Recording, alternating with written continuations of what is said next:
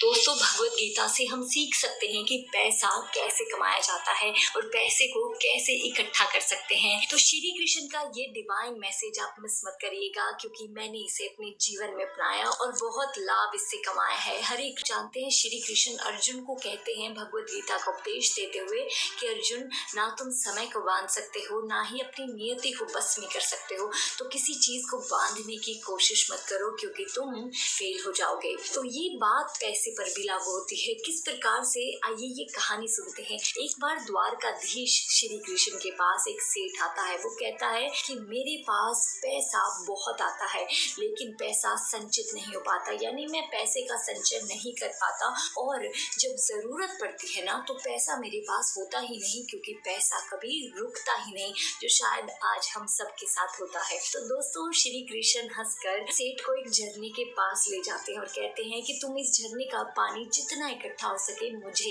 दे दो, बदले में मैं तुम्हें धन दूंगा। सेठ सोचता है कि क्यों ना मैं जितना हो सके उतना पानी इकट्ठा कर लूं। वो कुछ देर तक कोशिश करता रहता है और बार बार झरने का पानी हाथ में लेने की कोशिश करता है, पर प्रेशर में पानी उसके हाथ से निकलता रहता है। और श्री कृष्ण ये देखकर दूर खड़े मुस्कुरा रहे थे, क्योंकि वो जानते थे कि वो पानी को इकट्ठा नहीं कर सकता, पर वो कोशिश करता रहा। बस यही कोशिश देखकर श्री कृष्ण उसे बुलाते हैं और कहते हैं, क्या तुम समझ गए तुम्हारी परेशानी क्या है? सेठ कहता है, मुझे कुछ भी समझ नहीं आ रहा कि आप मुझे क्या समझाना चाहते हैं। श्री कृष्ण कहते हैं कि जैसे तुम झरने का पानी इकट्ठा कर रहे थे ना, ये तुम्हारा कर्म था, पर जिसमें तुम विफल हो रहे थे, यानी तुम धन कमा रहे हो, वो तुम्हारा कर्म है, पर धन का संचय ही नहीं कर पा रहे, या जरूरत में वो धन तुम्हारे काम ही नहीं अगर आ पाता, तो ये तुम्हारी विफलता है। तो इस पे सेठ कहता है कि अब मैं क्या करूं? तो श्री कृष्ण कहते हैं, इस झरने के पानी को तो तुम बहने दो,